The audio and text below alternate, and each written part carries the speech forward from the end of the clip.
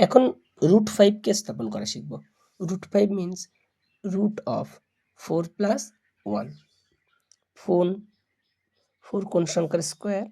2 এর স্কোয়ার লিখতে পারি। 2 স্কোয়ার মিনস 4 এবং 1 স্কোয়ার। এটাকে আমি ভূমি ধরব এবং 1টাকে লম্ব ধরব। তাহলে রুট 5 এর স্থাপনের জন্য ভূমির দৈর্ঘ্য হবে 2 একক এবং লম্ব দৈর্ঘ্য হবে 1 একক।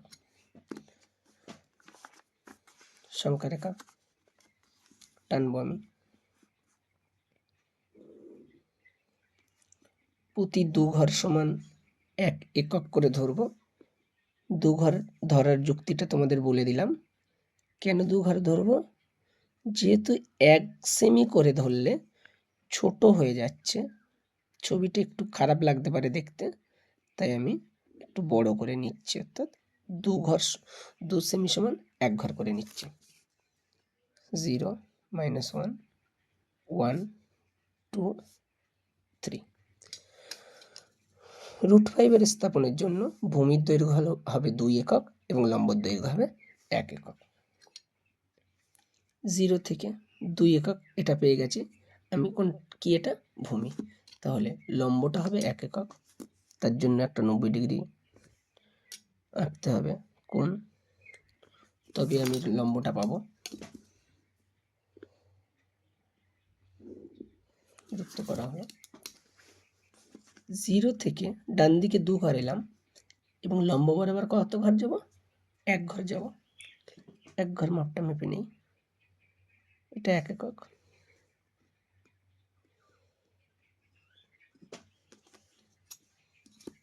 যুক্ত করে দিলাম।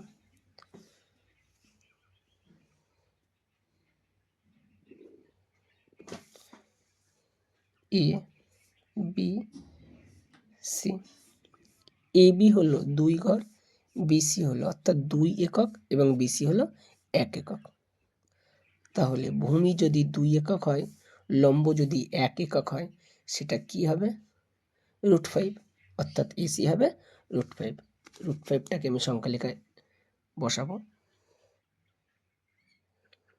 পয়েন্টটা মেপে নিলাম। এটাকে আমি পি বিন্দুই বললাম। তাহলে ত্রিভুজ এবিসি এর ওইভাবে বলবো এবি ইজ ইকুয়াল টু 2 একক, বিসি ইজ ইকুয়াল টু 1 একক এবং AC is equal to root 5 একক। পি বিন্দু হলো রুট 5 এর অবস্থান, বা পি বিন্দু হলো সংখ্যারেখায় পি বিন্দু হলো রুট 5 এর অবস্থান। এখন আমি রুট 6টা একটু বলে দিই। রুট 6 করতে গেলে কেমন হবে? রুট 6কে লিখলাম রুট 5 প্লাস 1। 5 কার স্কোয়ার হবে?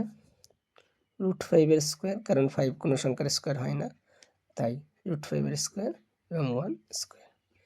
এটা হলো ভূমি, এটা লম্ব। দেখতে পাচ্ছি রুট 6কে যখন স্থাপন করব তখন রুট 5টা হবে ভূমির দৈর্ঘ্য, বা রুট 5টাকে স্থাপন করা আমার লাগবে। রুট 5 দেখো আমরা আগেরটাই রুট 5টাকে করে নিয়েছি। এখন এই রুট 5টা আমি এইভাবে লম্ব করতে পারি, অথবা এখানটায় লম্ব টেনে 1 একক মেপে লম্ব যেটা 1 একক মেপে করতে পারি। আমি এখানটায় লম্ব টেনেই করছি, কোনো অসুবিধা নেই।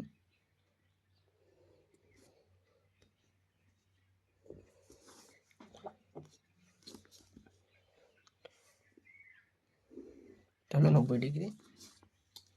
রুট 5 আমার আছে ভূমি, লম্বটা কত একক লাগবে? 1 একক। এটা 1 একক বসাবো। কেটে নিলাম, যেটা কাটলাম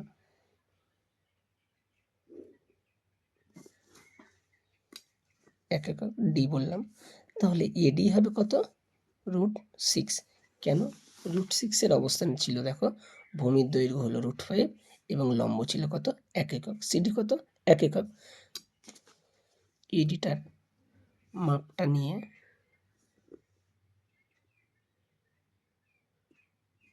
এডির মাপটা নিয়ে সংখ্যা রেখায় বসালে এটাই হবে √6 এর অবস্থান।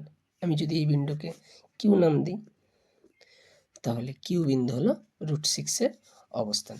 এবার আমরা সিমিলার টাইপের কিছু একেবারে শিখব, যেমন √7। তাহলে √7 মিনস 6 + 1। 6 মানে √6 এর হোল স্কোয়ার প্লাস 1 স্কোয়ার, অর্থাৎ √6কে আবার স্থাপন করতে হবে। √6 মিনস 5 + 1 মানে √5 এর স্কোয়ার প্লাস 1 স্কোয়ার। তাহলে √7 বসাতে গেলে আমাকে √6 লাগবে, 1 লাগবে। এখানটা আমরা অলরেডি √6 বসে নিয়েছি। তাহলে লম্ব 1 একক যেটা, সেটা লম্ব বরাবর কাটলে আমি √7টা পেয়ে যাব। আমাকে যদি √13 দেয়, তাহলে আমি 12 + 1 এটাকে লিখব না। কেন? আমি যদি লিখি 9 + 4, সেক্ষেত্রে কিন্তু 13। 9 3 এর স্কোয়ার, 4 2 এর স্কোয়ার।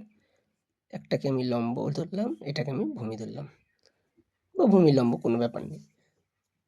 অর্থাৎ সংখ্যা রেখায় আমি যখন বসাবো, তখন আমি যদি 0 নর্মালি করছি, এটা 1 একক, এটা 2 একক ধরলাম, এটাকে ধরলাম 3 একক। তাহলে লম্ব ভূমিটা 2 একক হবে এবং লম্বটা কী হবে? এইভাবে 3 একক। 1 একক, 2 একক, 3 একক। স্ট্রেট লাইন যুক্ত করলে এই মাপটাই সংখ্যা রেখায় বসালে সেটা হবে √13 এর অবস্থান। আশা করি বুঝতে পেরেছো। ভিডিওটা আবার দেখবে এবং অবশ্যই ভালো লাগলে কমেন্ট করবে এবং কোনো রকম অসুবিধা হলে কমেন্টে জানাবে। Thank you.